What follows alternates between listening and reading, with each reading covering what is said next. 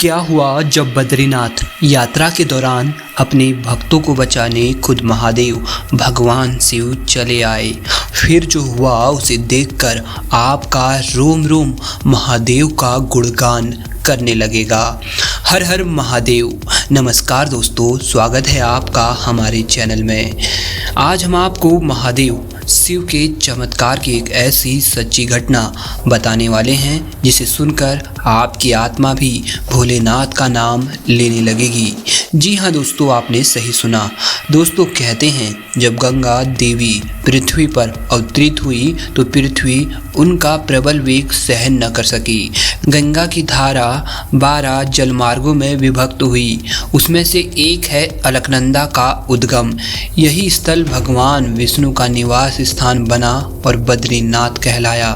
दरअसल दोस्तों हम बात कर रहे हैं झारखंड के रजरप्पा शहर के रहने वाले कुमार अनिरुद्ध की, जिन्होंने हमारे साथ महादेव के चमत्कार की यह सच्ची घटना शेयर की है और बताया है कि कैसे स्वयं महादेव ने उनको बचाया, उनके प्राणों की रक्षा करी। तो आइए दोस्तों जानते हैं महादेव के चमत्कारी सच्ची घटना के बारे में। दोस्तों झारखंड के छोटे से शहर रजरप्पा के रहने वाले कुमार अनिरुद्ध महादेव भगवान शिव के सच्चे भक्त थे।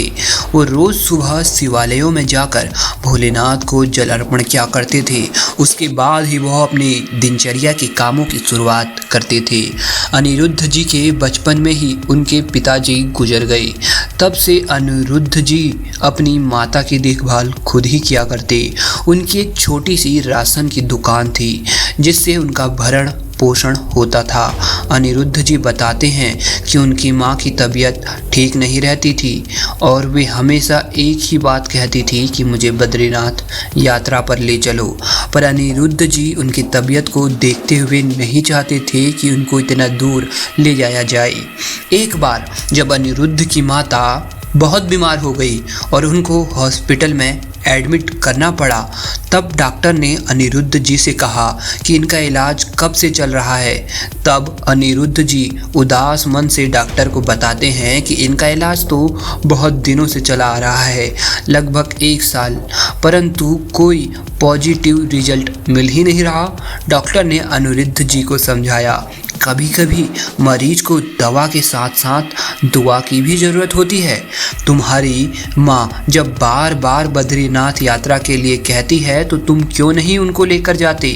हो सकता है उनको ले जाने के बाद उनकी तबीयत में सुधार आ जाए।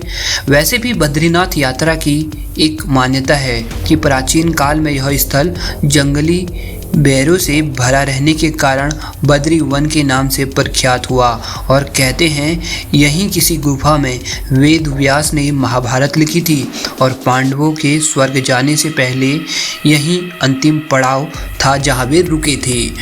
और जिनकी परिस्थिति तुम्हारी माँ जैसी होती है वो वहाँ से पूर्ण रूप से ठीक होकर आते हैं। डॉक्टर की बात सुनकर अनिरुद्ध जी को लगा कि उनकी माँ को लेकर बद्रीनाथ यात्रा पर उन्हें जाना चाहिए और कुछ दिन बाद अनिरुद्ध जी अपनी माँ को लेकर बद्रीनाथ की यात्रा पर निकल पड़ते हैं। दोस्तों कुमार अनिरुद्ध जी बताते हैं कि वो और उनकी माँ बद्रीनाथ के दर्शन कर अलकनंदा नदी देखने के लिए नीचे जा रहे थे। तब उनके साथ एक ऐसी घटना घटित हो गई जिसे देखकर अनिरुद्ध जी भी बहुत डर गए थे।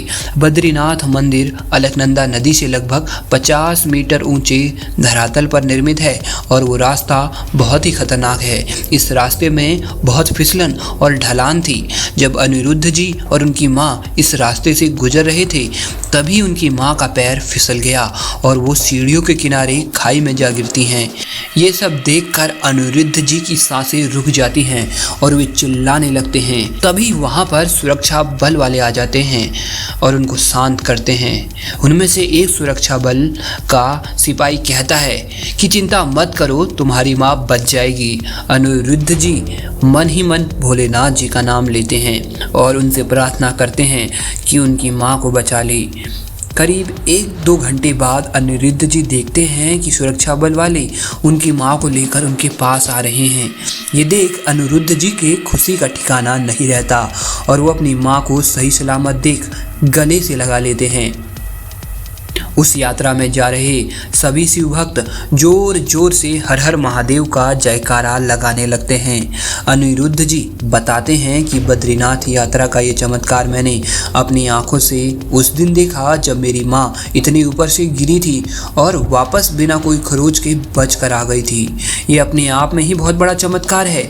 मैं इस यात्रा का जिक्र हर किसी से करता हूँ ताकि भगवान की इस महिमा को सब जाने और समझे। इसलिए आज भी मैं अपने भोलेनाथ को उस दिन हुए उस घटना के लिए याद करता हूँ और धन्यवाद देता हूँ कि उन्होंने मेरी माँ को बचा लिया। दोस्तों, अकाल मृत्यु वो मरे जो काम करे चंडाल का, काल भी उसका क्या बिगाड़े जो भक्त हो महाकाल का। और यह बात आज भी सच होती है कि जो मनुष्य सच्चे मन से महादेव की पूजा करता है उसे काल तो क्या खुद मृत्यु भी भयभीत नहीं कर सकती।